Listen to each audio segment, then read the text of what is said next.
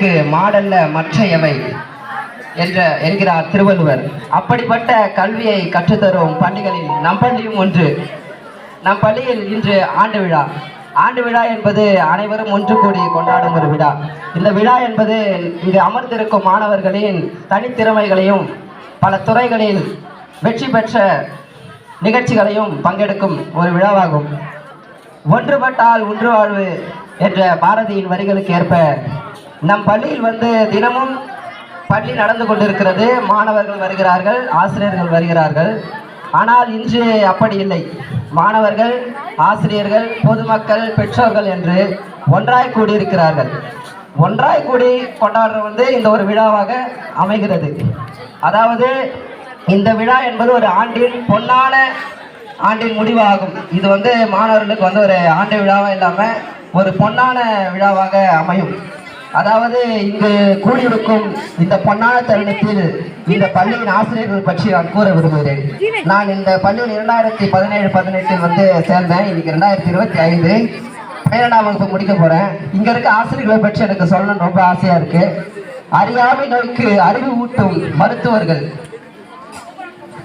அதாவது இவங்க நமக்கு எதுவுமே இல்லை அப்படின்னு நினைச்சோன்னா அதை இவங்க தூண்டி விட்டு இதை நீ பண்ணா நல்லா இருக்கும் அப்படின்ற மாதிரி இங்க இருக்க டீச்சர்ஸ் பண்ணுவாங்க. அதே மாதிரி அகத்தின் மொழிகளை முகத்தில் கண்டறியும் சித்தர்கள், கோபத்தை சகித்து பொறுமையோடு வாழும் புத்தர்கள், உள்ளிருக்கும் திறமைகளை கண்டறிந்து திறக்கும் சாவிகள். இது போன்று சொல்லணும்னு நினைச்சா நிறைய சொல்லிட்டே போலாம். அதே மாதிரி அதாவது வகுப்பறை கருவறையாக்கி ஒவ்வொரு ஆண்டும் 1000 மாணவர்களுக்கு ஜனனம் கொடுக்கும் பிரம்மாக்கள்.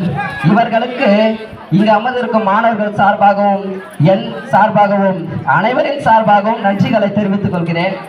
அதே மாதிரி இந்த விழா என்பது மாணவர்களுக்கும் ஆசிரியர்களுக்கும் ஒரு பாலமாக விளங்குகிறது. இன்றைய மாணவர்கள் நாளைய பாரதத்தின் தூண்கள் என்பது ஒரு அழகிய பழமொழி. ஆனால் இந்த விழாவை பார்த்தால் இந்த பழமொழி நன்றாக பொருந்துகிறது. அதாவது இந்த விழாவில் ஆசிரியர்கள் மற்றும் மாணவர்கள் இன்னைக்கு கொஞ்சம் அப்படியே ஜாலியா இருக்காங்க. இது தினமும் நடக்கக்கூடிய ஒரு விஷயம் இல்லை. இந்த விழா அதற்கு கொஞ்சம் நல்லா இருக்கு. அதே மாதிரி கடைசியா சொல்ற நண்பர்களே, ஒரு பள்ளிக்கூடம் திறக்கிறது என்றால் 100 சிறைச்சாலைகள் மூடப்படுகிறது என்ற கல்வியாளர் TS கோத்தாரி அவர்களின் வரிகளோடு என் உரைக்கு திரை வைக்கிறேன். வாய்ப்பளித்ததற்கு நன்றி கூறி விடைபெறுகிறேன்.